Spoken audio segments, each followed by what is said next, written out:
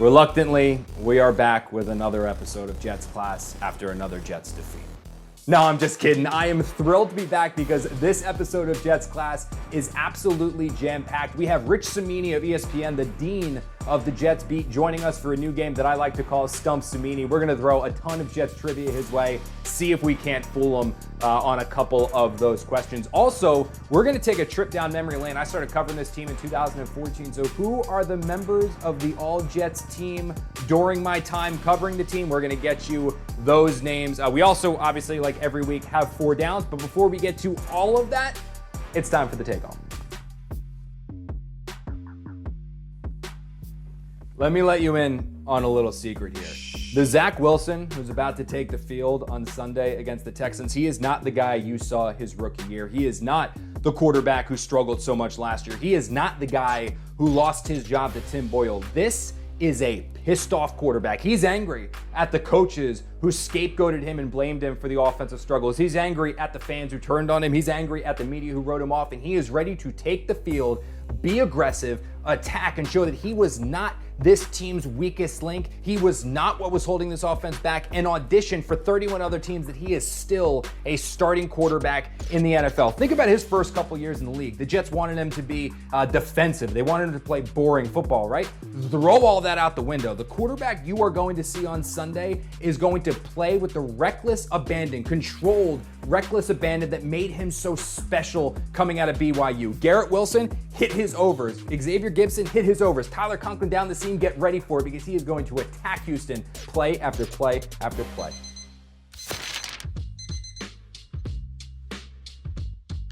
It is time now for 4 Downs, and 4 Downs is presented by Monmouth University. Explore further at monmouth.edu/amplified.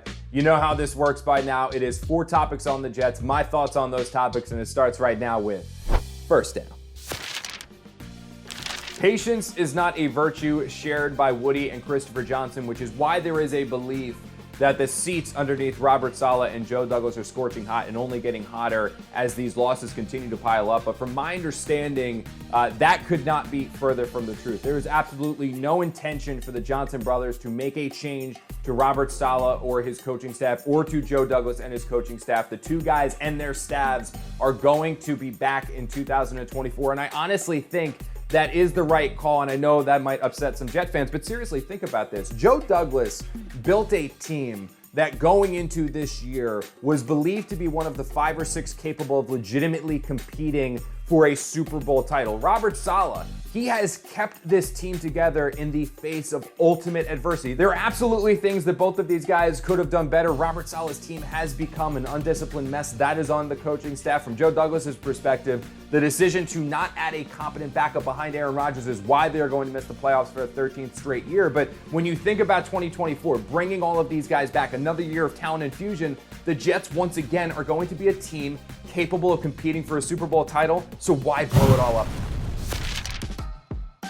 I know most Jet fans hope that this would not be the year that we were focusing on the NFL draft in the season, but with 5 games to play, it is time to talk about the NFL draft. If the draft were held today, the Jets would hold the number 6 selection. But here's the thing.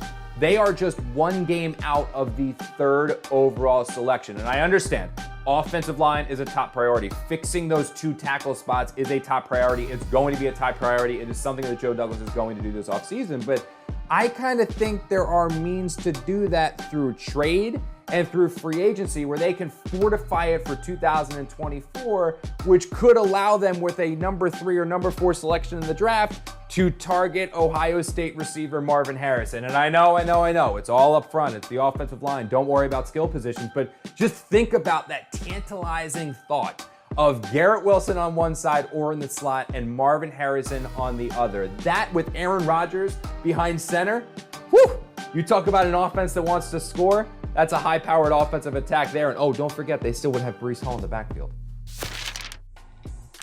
When Robert Saleh took over as Jets coach a few years ago, one of the things that he said he was going to do on defense was play a number of his young players. The goal was to get them scars, get them experience, but then have them basically reach a veteran level mentality while they still had that youthful legs and that youthful speed. One of the underlying aspects of this season with the Jets, while it hasn't gone the way they wanted, is that there are now a number of young players on offense who are getting those same scars who could potentially help them next year. Think about Xavier Gibson, Jason Brownlee, Jeremy Ruckert, Xavier Newman, Carter Warren. These are all players that weren't expected to play that are now out there learning, gaining experience. And the goal and the hope for the Jets is that next year, when they all come back, they have a veteran level mentality while still keeping that youthful speed, which maybe could provide the same jolt on offense that those young players gave the Jets jolt on defense last year.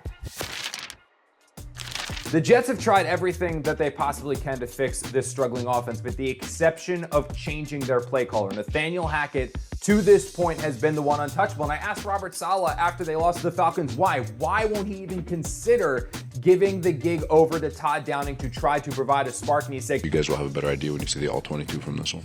So I did. I went back and watched the All-22, and you guys know me. I am not an X's and O's guy, which is what makes this even more alarming. Even I could see that these plays were working. Players were wide open, not just Garrett Wilson, but Jason Brownlee. And these were guys who were supposed to be Tim Boyle's first read, who for whatever reason wasn't going in that direction. So if you want some signs that this offense does work, that Nathaniel Hackett isn't that bad, that these aren't all compounded by an offensive coordinator who struggled calling plays in Denver a year ago, the All-22, it does in fact tell that story, because again, there was example after example after example of plays there to be made, explosives, touchdowns, things of that nature.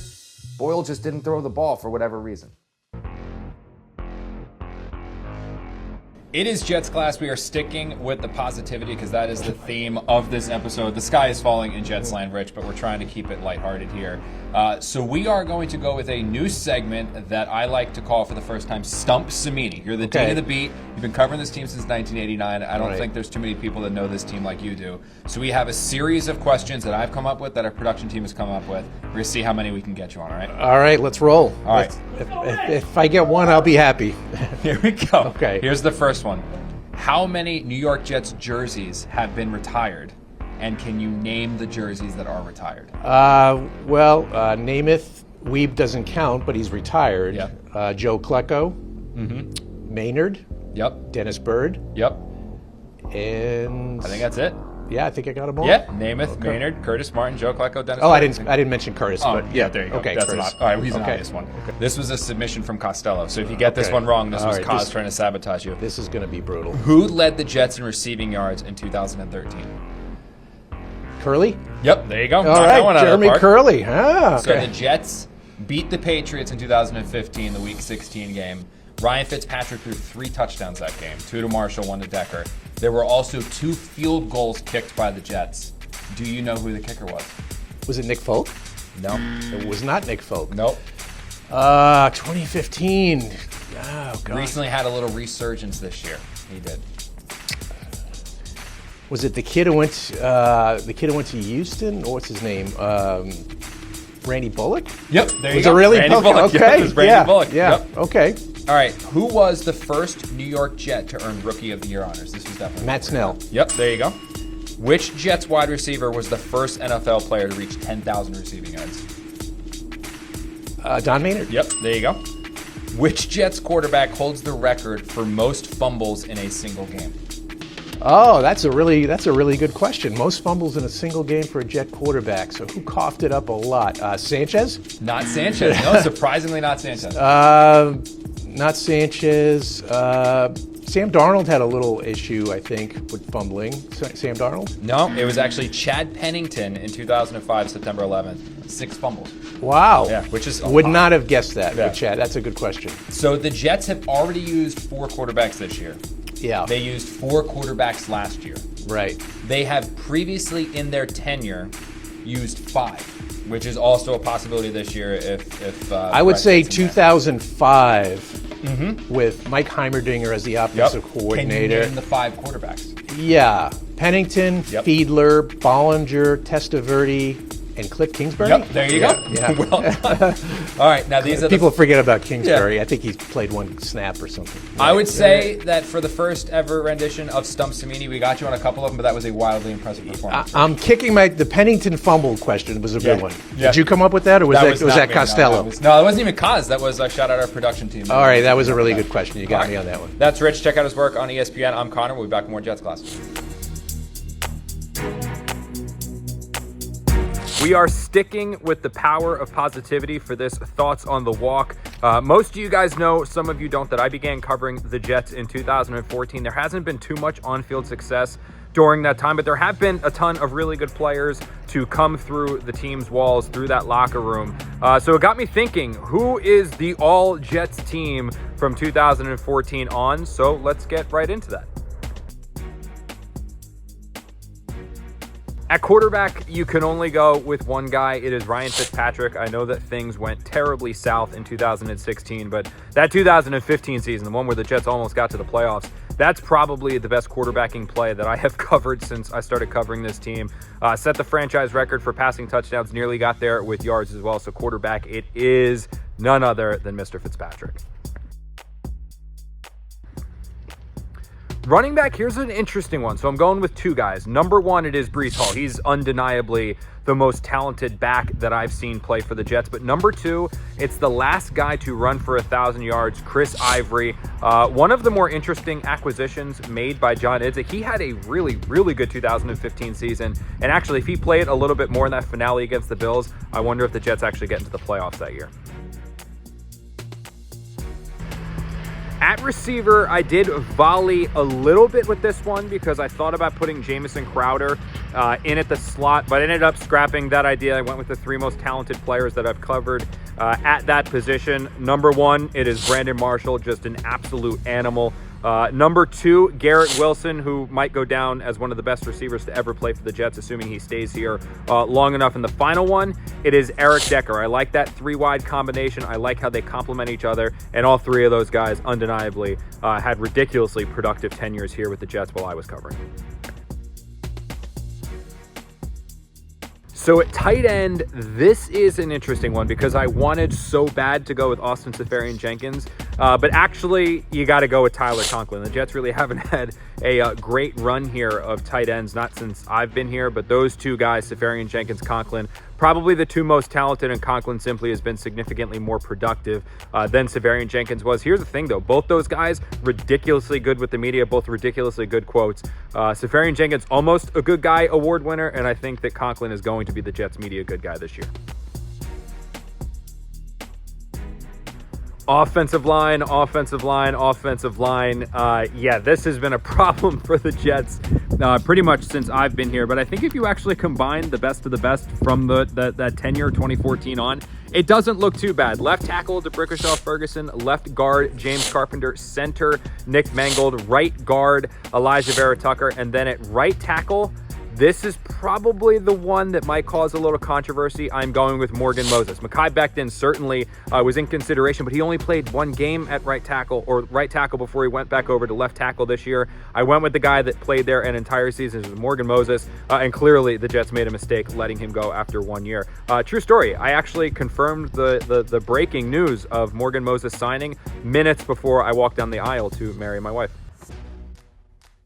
Okay, so that was the all-offensive team from my time covering the team. Next week, we're going to hit you with the defensive members.